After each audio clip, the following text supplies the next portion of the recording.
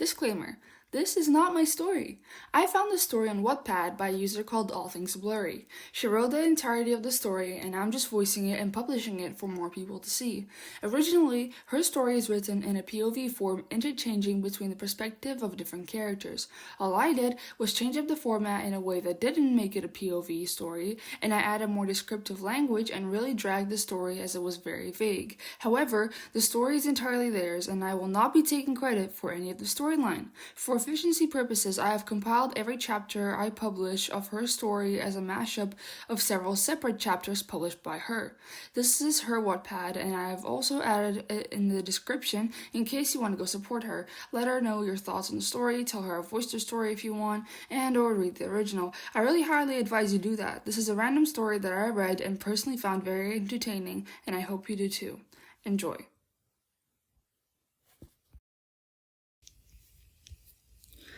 It had been several days since Scorbus apologized to Albus for his ignorance, and the mood was way lighter because Albus's relationship with Scorbus was getting better. It was definitely improving. Things were slowly but surely going back to normal. They were starting to spend more time together again. Scorbus was a bit more mindful of Albus and was spending less time with Rose. A moderate amount. It was as if the last 2 weeks of silent treatment had never even happened. They were sitting together in the common room, just vibing together as per usual. "Hey Albus, are you coming to Hogsmeade with me this time?" Scorbus asked. "I don't know. I don't really like going there that much." "Oh, come on, it'll be fun." "But I'd feel like I'll be third wheeling." "What? Oh, you mean Rose. She's going with her friends." How come?" "Well, I wanted to spend more time with you." "Oh, okay. Well, in that case, considering you already put effort into plans, I'll come." "Hell yeah, mate. We're gonna have so much fun." Once at Hogsmeade, Albus no longer regretted tagging along with Scorbus. They went to Honeyduke's, looking at all the amazing sweets on display and other cool stuff too. Well, Scorbus was at least. Albus was just looking at him from the side, watching him get all excited when he saw something new on display. It was kind of adorable in a way. Cute even. But, what a strange way to think about your best friend. Finally though, Albus managed to drag Scorbus away from the pretty treats, and the boys made their way to the 3 broomsticks. They sat at a table, ordered some drinks, and talked about the most random stuff. As the conversation progressed, Albus found himself enjoying the trip more and more. "No way, cats do not have 9 lives." "Sure they do. I read it in a book in the library." "Only you would spend your free time in the library, Scorbus." "What? It's good to read books." "Yeah, but too much of anything can be bad." "Where'd she hear that from?" "What does it matter?" Albus was feeling honestly very happy when Rose ended up running into them and walked over to the 2. "Hi guys. Scorbus, would you like to come with me to Madame Puttyfoot's?" Albus chuckled softly, remembering the story his dad had told him about his first date in that place. Scorbus looked over at Albus as if asking for permission. He didn't want to mess things up. He had been on good behavior recently. Albus nodded, dismissing him.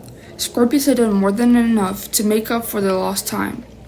Scorbus smiled and looked back at Rose. "Yeah, sure, why not?"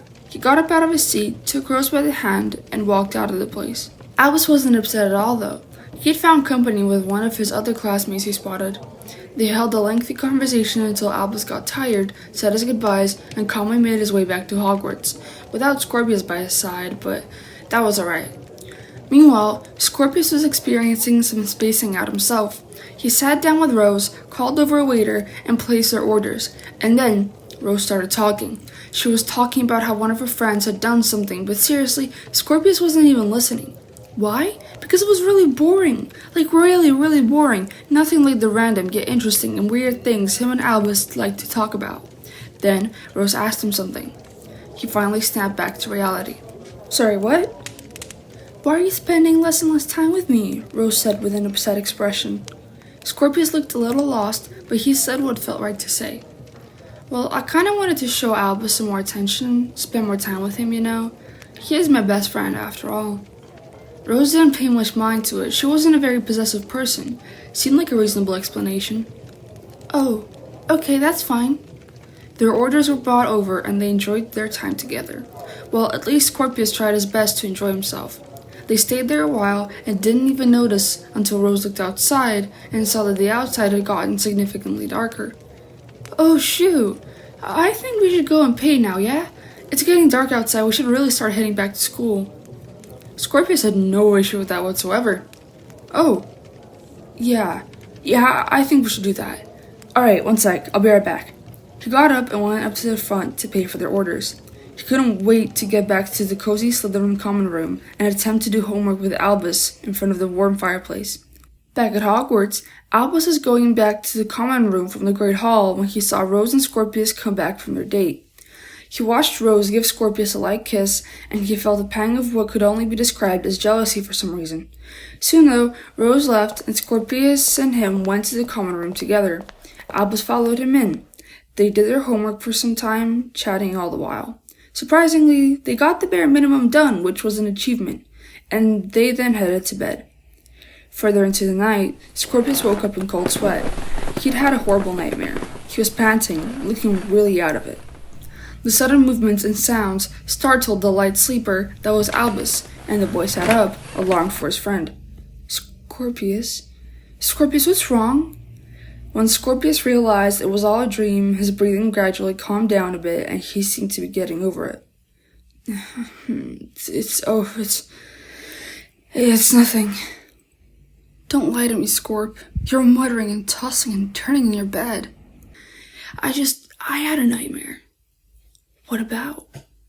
I really don't want to talk about it right now. Okay. The two were quiet for a while as Albus gave Scorpius some thinking and breathing room. Then Scorpius finally spoke up in a soft voice. Albus? Yeah? Can I sleep with you tonight? If that's okay, of course. He looked so small and scared, truly vulnerable. How could Albus possibly say no? Oh my. Sure. Climb in. He shifted over in his bed and made space for Scorpius, who stumbled to the bed in the dark. After a bit of rustling and shuffling around, the blonde had finally found a comfortable position to sleep in, and soon both boys went back to sleep. No nightmares this time. Albus woke up the next morning with Scorpius asleep beside him. The boy looked so peaceful, so pure. Albus let him sleep for a little while longer, deciding not to wake him while he got up and went to get ready himself. Another day of classes.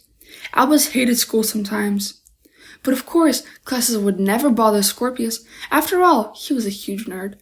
Though, to be honest, Albus couldn't even be annoyed by it. There was something really cute about Scorpius when he got all excited over something. After some time, though, Albus had to wake Scorpius up if they wanted to make it in time for breakfast. He fixed his own hair, standing in front of the mirror as he spoke up. Scorpius, Scorp, get up. It's time to get up or you'll starve to death. Scorpius whined softly and stretched, making his usual morning noises before finally getting up. He looked a little lost. Is it... It's morning already? He asked. Albus giggled and turned to him with a smile. Yeah, man. Come on, get moving. We gotta get going soon. Scorpius nodded and started to get up, stumbling to the bathroom as he mumbled groggily. Yeah, I am. You can go. I'll meet you in 5, 10 in the Great Hall. Alright, Albus said. He was about to run off when he turned back and pointed a warning finger at Scorpius. Do not fall back asleep. Hear me? I am not going back here to shake you awake. With that, he turned around and proceeded to the Great Hall for breakfast. Scorpius eventually finally caught up. Albus was already starting on his meal when Scorpius came along and sat beside him. The two sat in silence, which was weird, because Scorpius was never silent during meals. Why was he so quiet today? He always had a by-the-way story to tell. Upon looking over at Scorpius, Albus noticed that the boy wasn't eating at all. He was just sitting there and staring at his food with a blank expression. Now Albus was getting really concerned. The food here was wonderful. Scorpius's appetite had never failed him before, so what was wrong today? Hey, pal. Scorpius, what's wrong? Scorpius snapped out of his hypnotic daze and looked up at Albus. Oh, it's nothing. Yeah, no, nothing's wrong. I'm just... Yeah, it's alright, he replied. Albus still wasn't convinced. He knew Scorpius was lying. Scorpius knew that it was way too obvious he was lying, but he was glad that Albus didn't decide to push him any further on the matter. Fast forward to the end of the day, everything had gone by as usual. Nothing out of the extraordinary had happened, and soon everybody was piling down to the great hall for dinner. Scorpius was nowhere to be seen, so Albus went down to the common room instead to look for him. But when he got there, Scorpius wasn't there either, so he decided to try dormitories. Coming in, he had found him there, crying quietly on his bed, all alone. Albus immediately rushed over to him. Scorp? Oh my gosh, Scorpius, what happened? Please tell me what's wrong already. You've been acting off all day. Scorpius hiccuped and mumbled in a pained tone. Today's mother's birthday. It's the first one we've had with her, not there. Albus felt terrible. Now it had all clicked. So that's why he was so upset. Scorpius really loved his mother, and her passing had really taken a large toll on him and his mental health. He missed her. A lot. Albus sat on the edge of the bed and engulfed him in a tight hug, which Scorpius desperately returned. They held on tight onto each other for a few seconds and then pulled back. Albus didn't want to see his friend so in pain, alone with his dark thoughts. Come on, he said. Let's go get your mind off of the sad things. Scorpius wiped his tears and sniffled. How? He asked. Albus smiled softly and spoke in a gentle tone. It's a surprise. Albus's father had told him about this room called the Room of Requirement. Now, he hadn't actually gone in there before, and he didn't know if it would actually work, but he was willing to take the chance. He wanted to try. And he wanted to take Scorpius there with him to hopefully, potentially, cheer him up. They got to the 7th floor, and Albus saw the tapestry of Barnabas the Barmy. Now, if you remember correctly, he was supposed to focus and think about what he needed 3 times, walking in front of the wall. I need something that will cheer up my best friend, he thought. They waited for a while, and nothing happened. Scorpius looked rather annoyed and tired. Albus... Why did you bring me here? He asked. Well, that was a huge bummer. And it was a bit embarrassing, but Albus decided to turn back. It's nothing. I thought I knew the place. Let's go back. They started to walk back towards the stairs. Scorpius was starting to look really flustered. Why don't we go to the library for a while, Scorp? That's like one of your favorite places to be, yeah? Albus offered. He knew his friend well, for Scorpius instantly lit up. Oh, yes, I want to go to the library. Yes, please. Satisfied, the brunette smiled and led the way. They went in and rushed to Scorpius's favorite spot, which was right by the window. They had each picked a book off the shelves and settled down comfortably. Scorpius was reading intently, while Albus wasn't really that interested. Of course, he was just doing all this to cheer up his friend, after all. Being distracted made him notice little things about Scorpius. The boy would occasionally smile or laugh cutely at something he came across in the book. What a nerd. But Albus was interested. Damn, you seem real invested. What's the book about anyway? He asked. Scorpius looked up from the literature and smiled as he explained. Oh, it's silly. It's about a girl who goes on this journey to find some crazy things for a potion to save the princess of her kingdom, or whatever. Albus chuckled. Typical you. Come on, there's ought to be some more to the story, right? You always read cheesy romance novels. I do not, Scorpius protested. Do too. Do not. You do. Fine, I do. Sometimes, but in my defense, some of them are genuinely good. You should try it sometime. Albus considered the offer for a second and then mumbled. Maybe. Time flew by fast, and before they knew it, it was soon time to start heading back to their dormitories. The library was mostly empty now, except for a few studying upperclassmen. Albus looked at the time and closed his book, starting to get up to go put it away. Scorp, we gotta head back now. He was caught off guard when Scorpius suddenly pulled him back and glommed him in a bone-crushing hug. Albus was a bit taken aback. What the hell was that for? Scorpius rubbed his neck again nervously. I mean, I was absolutely down in the dumps a few hours ago, and now I feel much better, thanks to you. Again, thanks, Albus. That warmed his heart. Albus smiled and got up finally, properly going to put the book back. Well, that's sort of what best friends are for, am I right? Back at the dorms, once they were getting dressed again, Scorpius put on his nightshirt and then looked over at Albus. He stared at him for a little bit, and then spoke. Hey, Al, can I sleep with you again tonight? Please? Sure. Yeah, sure, buddy.